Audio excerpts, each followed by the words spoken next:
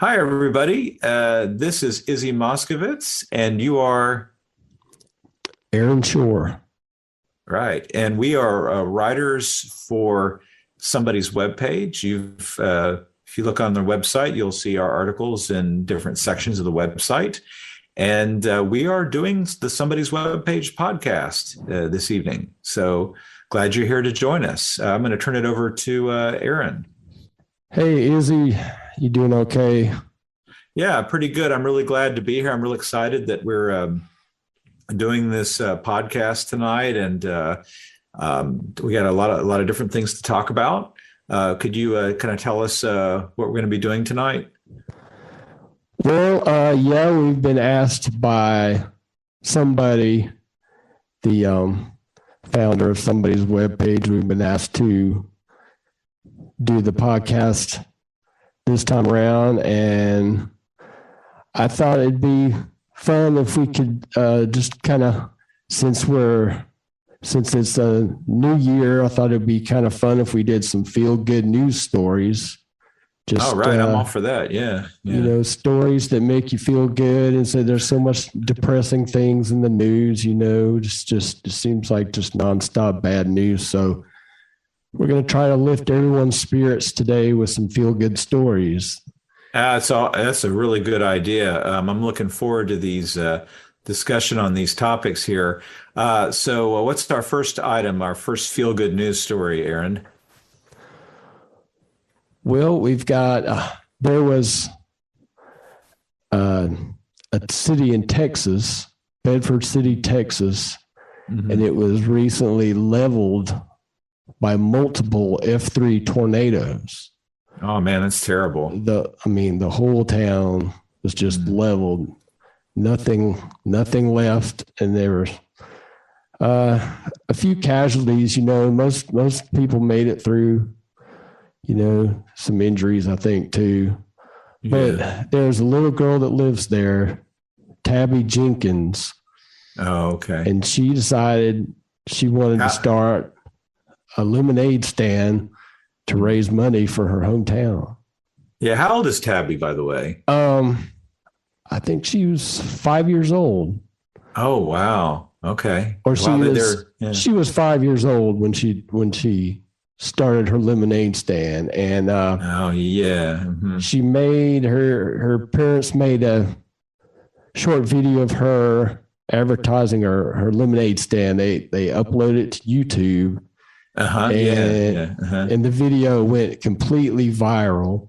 I think it got something like 1 million views and a whole bunch of likes. And what happened was there were just hundreds of people were showing up from around the state to buy this girl's lemonade to help her raise money for her hometown. No, that's very heartwarming. And it actually turned into a whole lemonade industry in that town. Oh, yeah. So you can actually buy the Tabby Jenkins lemonade, right? Right. Available? Right. There's a whole, they've built her lemonade stand up into a whole franchise, where they're opening up these places, in other cities now. Yeah. And this girl has basically rebuilt the whole city's economy just from her demand for her lemonade in her lemonade stand. And that's just Didn't Conagra Foods acquire the Tabby Jenkins lemonade brand name or something? I believe so. Yeah, that's a major corporate acquisition. Yeah, one of the big companies picked up her lemonade recipe. And of course, she's getting a commission on that. And her town, Bedford City, has been renamed Lemonade City. Oh, wow. Just because of all the lemonade stand, and then all the merchandise, the T-shirts, and the bumper stickers, and everything that they sell there to keep the town going. and it's and there's a local politician there. He said it's a great example of people taking initiative and overcoming adversity through hard work. Yeah, I believe that politician's name is Herbert Hicks. And yeah, he's there's even some buzz about him possibly running for governor of Texas. Have you heard about that as well? Yeah, I believe I have.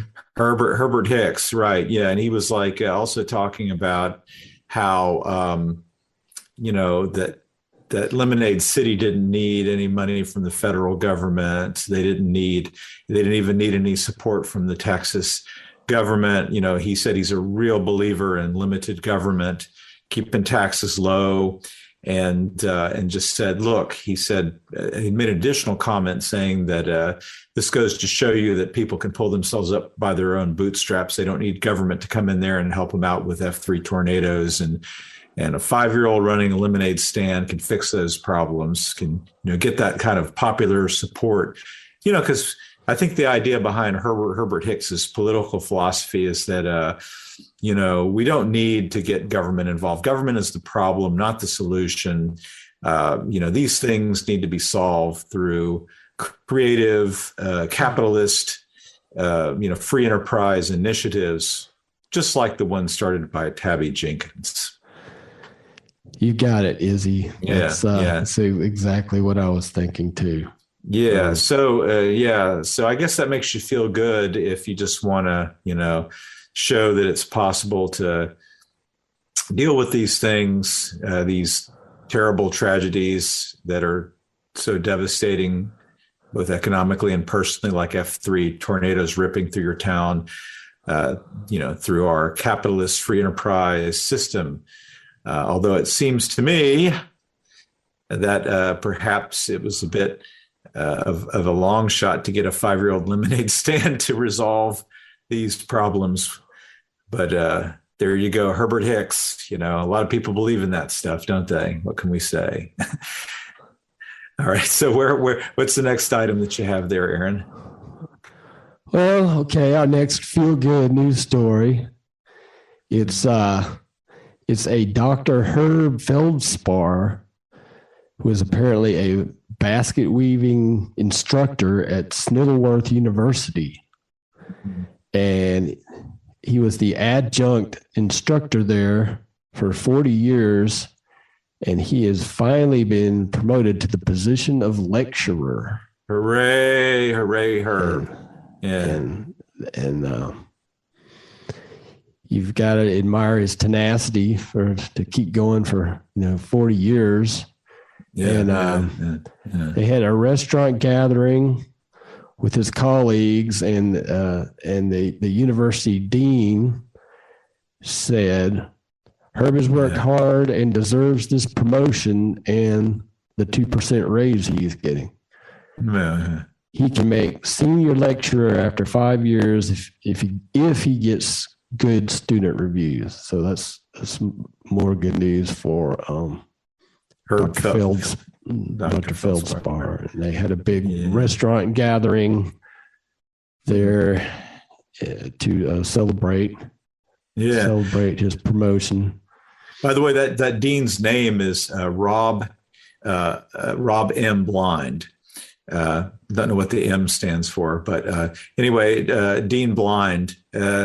It's interesting. He was talking about that 2% raise, but if you look through the news for that university at Snittleworth, you'll see that the dean himself was recently given a raise of 45%. So he has even more of a reason to celebrate than old Dr. Feldspar, doesn't he? Yeah. But, I was also wondering, 40 years as an adjunct instructor, Dr. Feldspar, I don't know if he'll actually be retiring by the time he can actually make senior lecturer. So I don't know if tenure will really mean anything at that point. But anyway, we're getting into that discussion of what do you call it, academics and the whole academic employment situation. Some people would say that some of these academics get a really rough, kind of a rough deal, don't they? But this is a feel-good story, right? I mean, sometimes I just kick them to the curb and say, "You're on your own. We don't have a position for you here anymore. There's been budget cuts or whatever." But here, I mean, this is just goes to show you that higher education does kind of have a heart. Well, not much of one, but there's sometimes they show a little bit of altruism there to some poor downtrodden souls. But what can we say? And these teachers, they're not just all in it for the money either. I mean, they just have this love for education, and so they don't mind taking salaries that are not so great. It's just they have so much love for what they do that the money really doesn't matter. They sure do. And, they typically don't object to the administrators at the university raking in enormous amounts of money and taking up an even greater amount of the university budget, or even the university being run like a for-profit corporation. They're there to serve the students, and the students, I don't necessarily mind that they're having to take out astronomical loans to get through these colleges, or that the football coach is making a salary that would make a rock star blush. Most of these people understand that it's just what you got to do to get ahead in life. It's the way things are set up, and it's a perfectly just and equitable system, isn't it? Yeah. Okay, our next story. Now, if those first two didn't make you feel good, that this one's going to make you feel good. Okay. Right. Esmeralda Sanchez, who worked as a toothpick counter in the Cincinnati toothpick factory for the last 20 years. After counting toothpicks by hand for 20 years, the company has finally gotten a new toothpick counting machine. And that doesn't sound good for Esmeralda. But you said this is a feel-good story, right? They made her the operator of this machine. She got special training. Oh, that's wonderful. To operate it, and this machine can count 100 times more toothpicks in a day than the hand counting method. So wow, very impressive. Yeah. Now there's a downside. Most of their co-workers in the toothpick counting department have been laid off because of the machine's efficiency. Yeah. But Esmeralda says, she's not letting that bother her. She's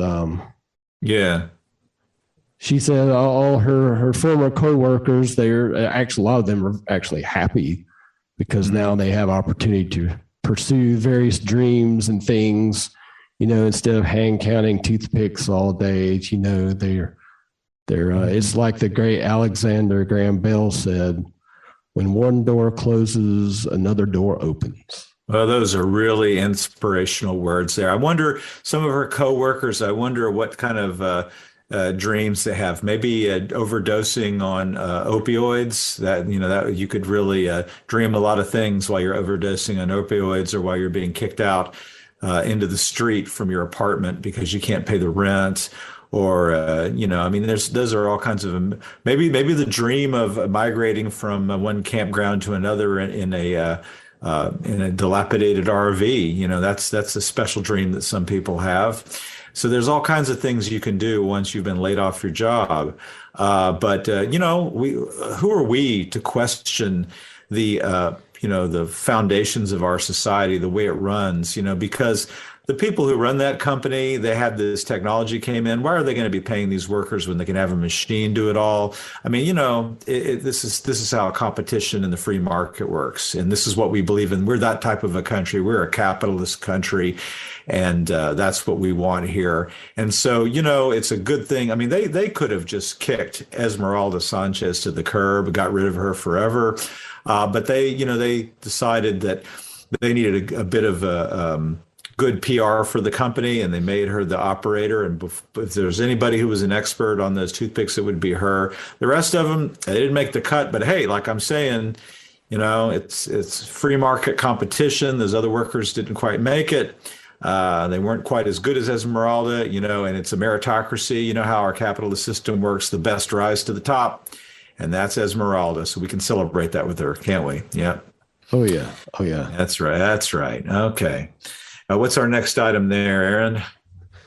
We got a story about a caddy, a 30-year caddy with the Augusta National Golf Club, Ron Simmons.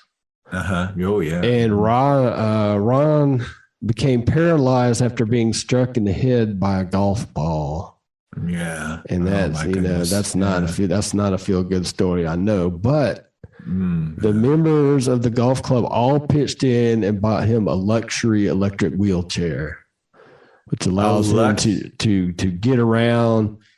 And he's got a special attachment on his arm that he can use to retrieve golf balls, and it's the wheelchair has allowed him to continue as a caddy. So that's kind of a nice story, That is a nice story. It's interesting that they got him that luxury electric wheelchair. They didn't have to do that.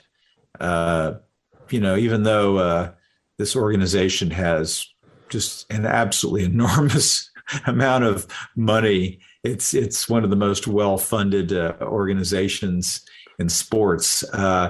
And so I don't know if this luxury wheelchair represented much of a very high percentage of their disposable funds, but it's the thought that counts, isn't it?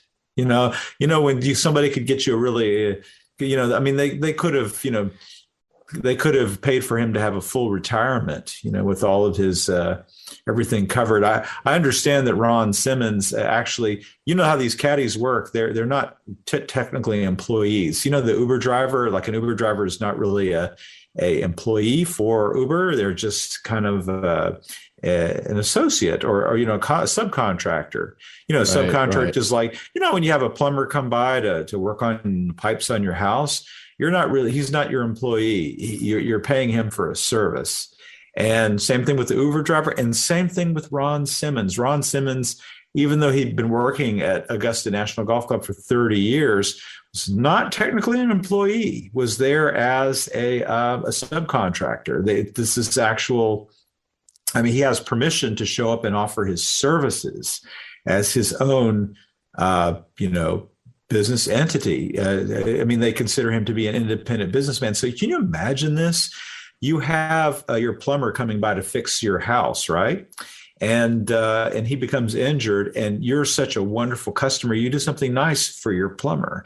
How often have you done something nice for somebody that you, whose services you pay for? So this idea that he was a employee is just a misunderstanding, isn't it? Just like it would be a misunderstanding to think that your Uber driver is actually an employer for Uber. They're not. They're associates. They're free to do as they like. Uber is not like even concerned about whether they show up or not. It's just they work when they can and they don't work when they don't. It's just like any kind of a side hustle. I'm sorry. Like a career. I'm sorry, like running your own, you know what I'm saying, right? There you go. Gig workers. That's right. That's our wonderful gig economy. Yeah, I don't think that Uber really likes to think of them as gig workers, and I'm certain that Augusta National Golf Club doesn't want to think of old Ron as being a gig worker. I think that they see him as part of the family. But you know how it is. We don't really want to dig into much of those definitions. We're kind of taking the good part out of the feel good now, aren't we? We don't want to really do that, do we? Okay, how about that next item there, Aaron? What do we got? Well, I think maybe a little more about this one. Would you like to tell us about this one? Yeah, let's talk about St. Jude's Children's Hospital. Now, in all seriousness, no sarcasm whatsoever. Let's be fair here. St. Jude's does wonderful work. Who can argue that helping out children with terminal cancer is something that deserves any criticism whatsoever? Of course, it doesn't. And we have no criticism for the St. Jude's organization whatsoever. None. We really, I mean, I'm speaking for you, Aaron, and I'm sure you agree, right? That there's no sarcasm and there's no criticism for St. Jude's itself as an organization. Oh, we're big supporters of St. Jude's for sure. Yes, but this is an interesting story, and it has to do with a Norwegian family. Now, you might know something about Norway. Norway has fully universal socialized healthcare, meaning that if you're in Norway, even if you're not a Norwegian citizen, this is another mind-blowing thing. You show up there and you're like, I got a medical problem, any kind of problem. It could be, I bumped my toe, or it could be I need a major surgery that's going to take a lot of time with time in the hospital, and it could run up enormous expenses. Either way, Norway just says, we're going to take care of you, and there's no bill, right? That's what they do. So it's a little bit puzzling to me, because this family, their son, Skorvald, I believe is his name, Skorvald. They can't give a last name, because there's an anonymity for minors and that kind of thing. But Skorvald has this rare type of cancer. It's like a textbook case, that is not, I mean, the new textbook entry, because they'd never seen it before.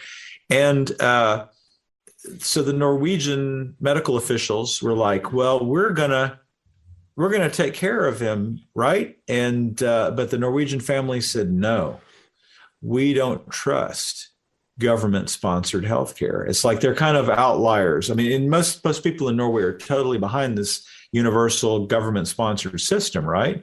But not Skorvald's family. They said, no, we've never used anything provided by our universal government-sponsored healthcare, because we just don't think that government knows what it's doing. That kind of echoes a sentiment a lot of people have in the United States, that government is not the solution, it's the problem.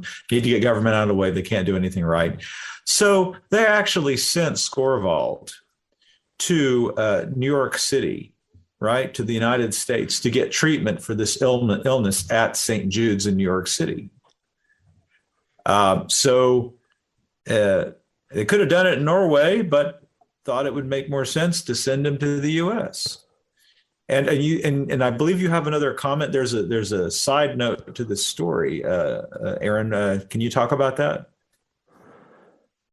Oh yeah, well, it appears that after they sent the child to St. Jude's, the child actually went missing. And it's a very unfortunate incident, and I'm not exactly sure why this qualifies as a feel-good story, but oh no, they say the NYPD are currently investigating, trying to locate the child, and they say they've got a couple leads. So hopefully the child will be turning up, but the child did.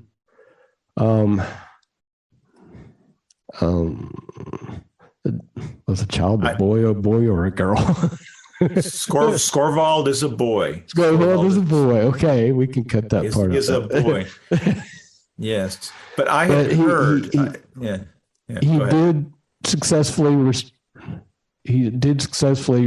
receive his first few treatments for his cancer, and so he was on track, back to good health. So I guess that's the feel good part of it. And hopefully the NYPD will be able to locate this child in the very near future. Yeah, there have actually been glimpses of him. It looked like that he was holed up in kind of an abandoned house somewhere in New York City, and these two guys are after him. But it looks like Skorvald smacked them in the face with some paint cans and some improvised things. It was during Christmas, actually, when all this happened. And they even these guys stepped on glass. And so it's like, Skorvald kind of set up this booby traps all over this abandoned building. And these two bad guys are going after him, these real pathetic looking dudes that were finally picked up by the cops, and but they're still looking for Skorvald. So it sounds almost like a familiar story. Who knows where we've doesn't that ring a bell? But anyway, let's move on, shall we? Okay. Where'd you get that? Where'd you get that information? That's I don't know. I mean, it was. I think it was a video I saw the other day. No, I can't verify that. Who knows where you get these yeah. I things? think maybe Scorval uploaded a video of it or something. Yeah. That's what it sounds like. But I guess yeah. maybe he's just on the run from whoever's after him up there in New York City. But In New York City, right? But like anyway, we have another story here about Megamart. Can you tell us about that, Aaron? yes, the Mega Mart. We all know Mega Mart. It's the huge chain. We all shop there frequently. The Mega Mart in Bratwurst, Ohio, recently announced that it will be giving $8,532.27 back to the community there in Bratwurst, Ohio. Yeah. Well, that's a lot of money. You could buy something with that $8,500 there. But go on. Sorry, I interrupted you.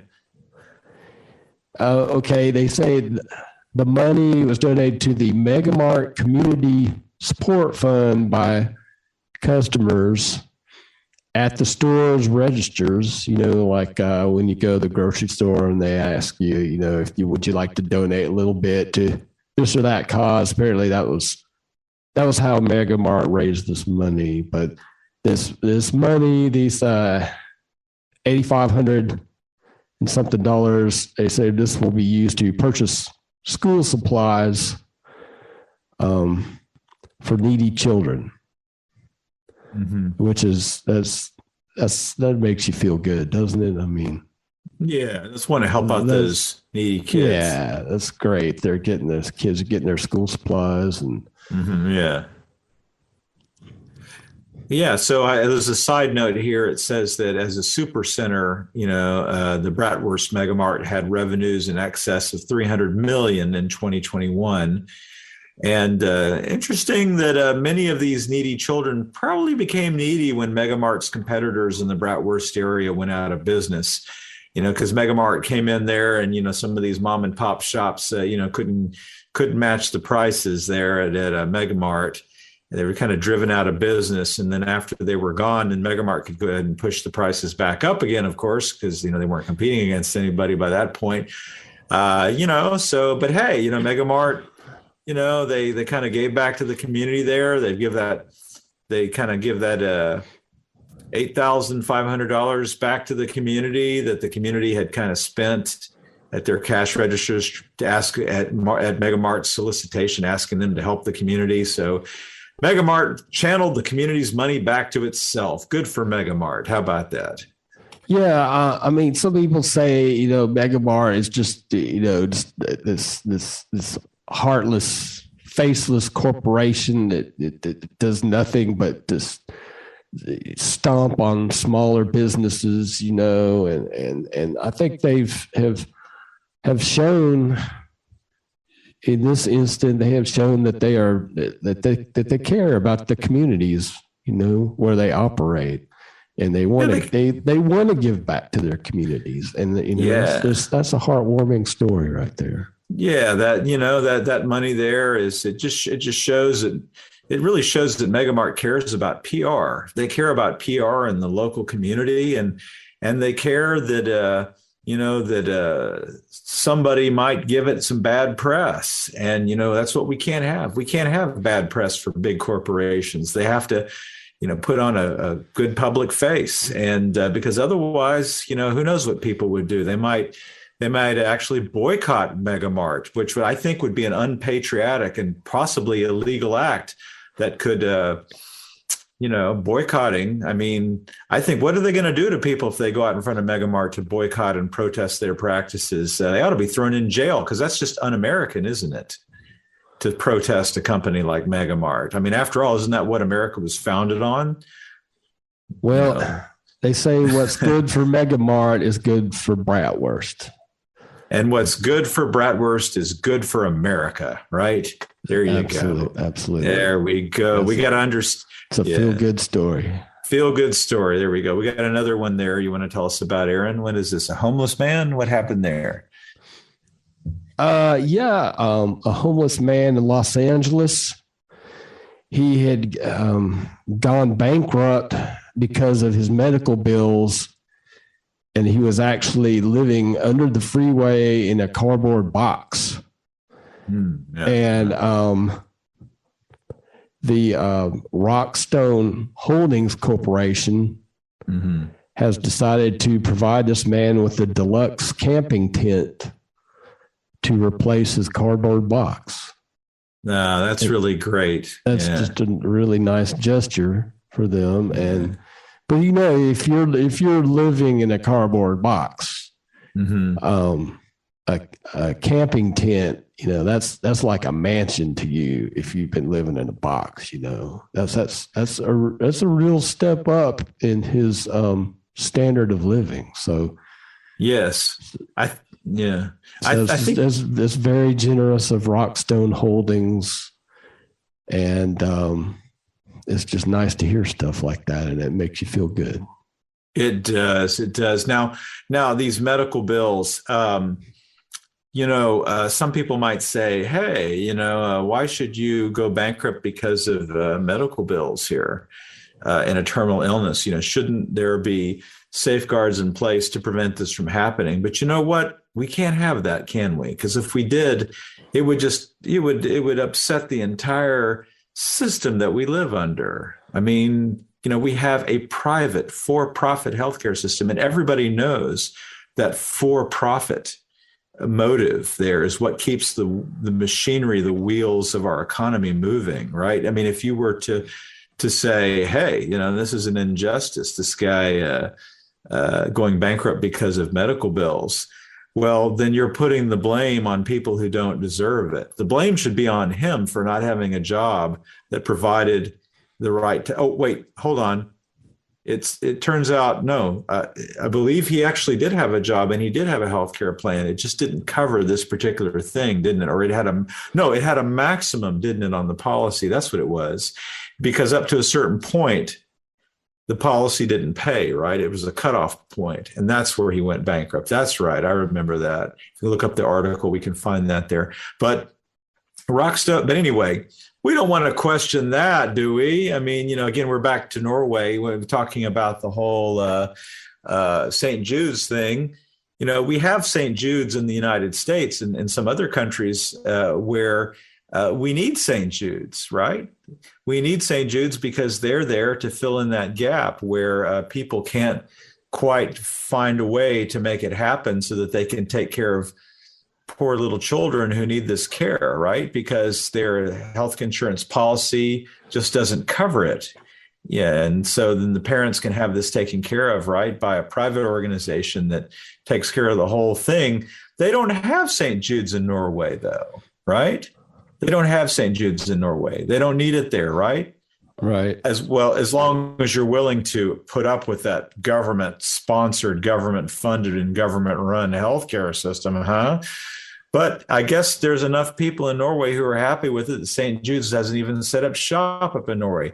So you can kind of look at the countries where St. Jude's is set up to do this and kind of say, hey, they're in there to set up, to provide a need. To satisfy a need. I guess they just don't need it in Norway for the most part, except for Skorvald's family. I guess there are some people up there who just don't trust the government.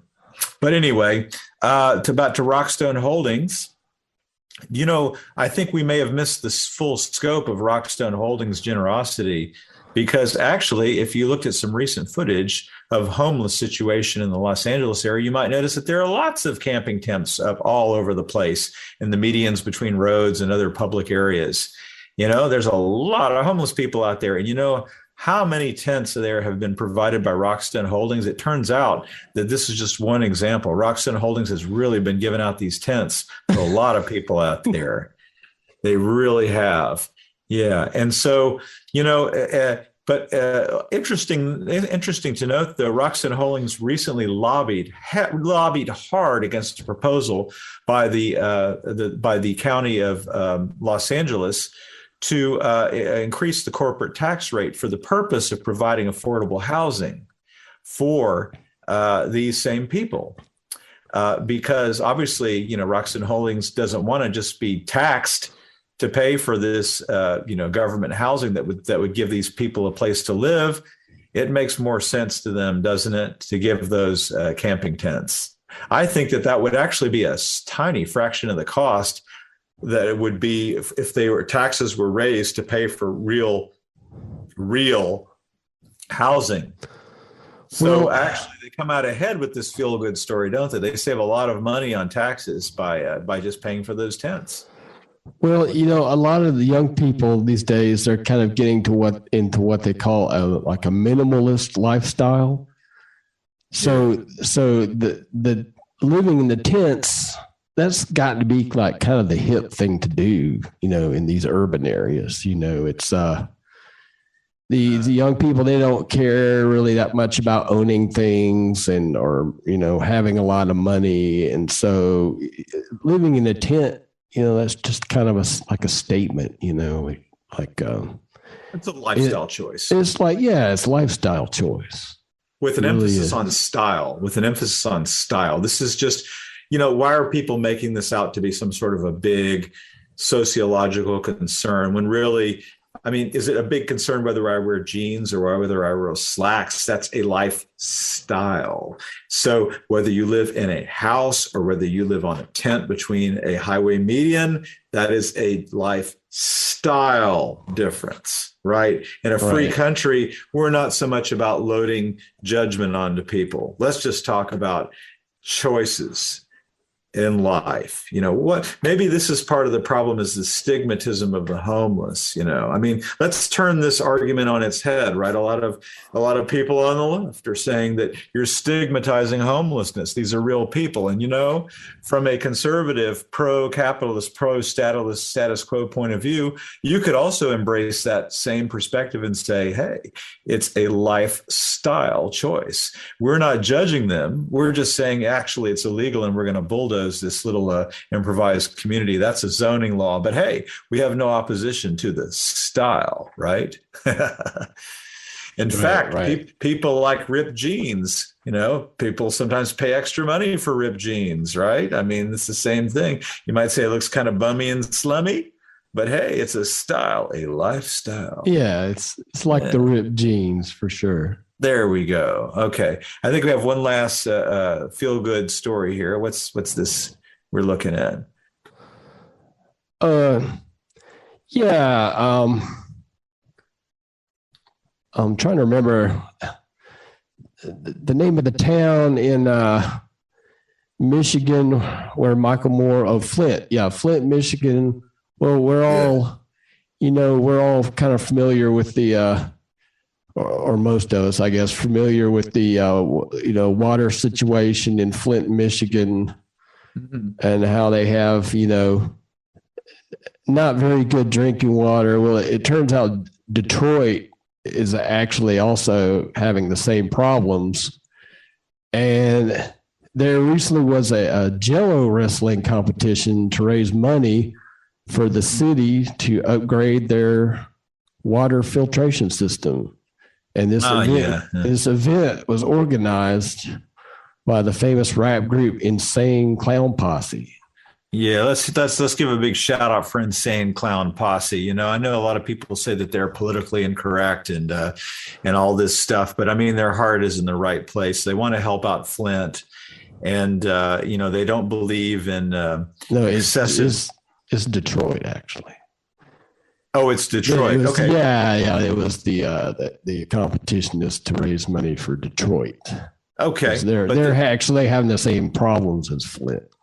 There you go. Okay. According to the story, I guess, they might be trying to help out Flint too. Someone needs to help out Flint,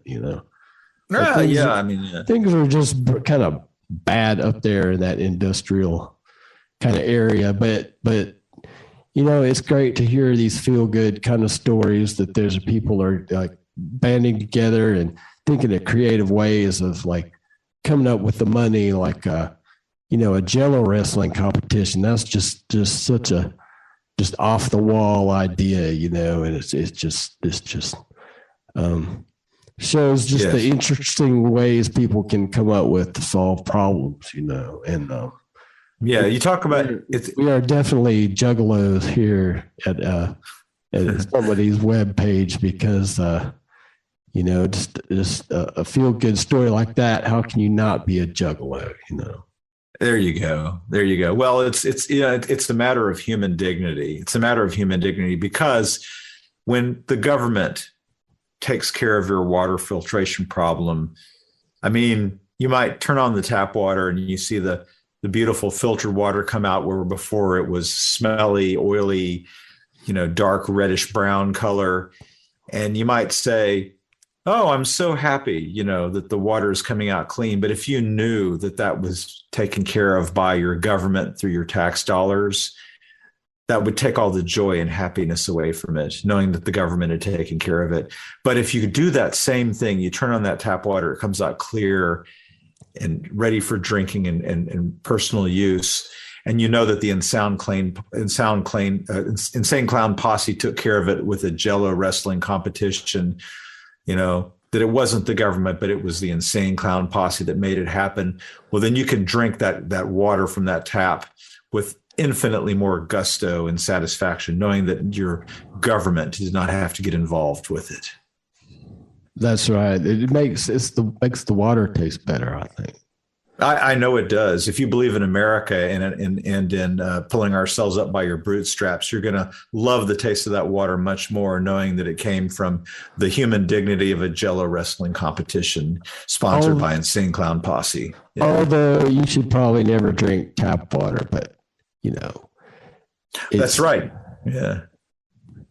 That's not part of the story, though. That's just my personal opinion. You shouldn't. I always filter my tap water before I use it for drinking or whatever. But it's good to have clean tap water, or clean enough so that it's not going to kill you or make you sick or something. So.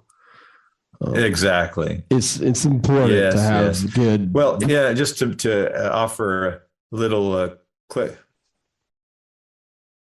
Are you there? Hello. Yeah. You kind of went out on us there. I did.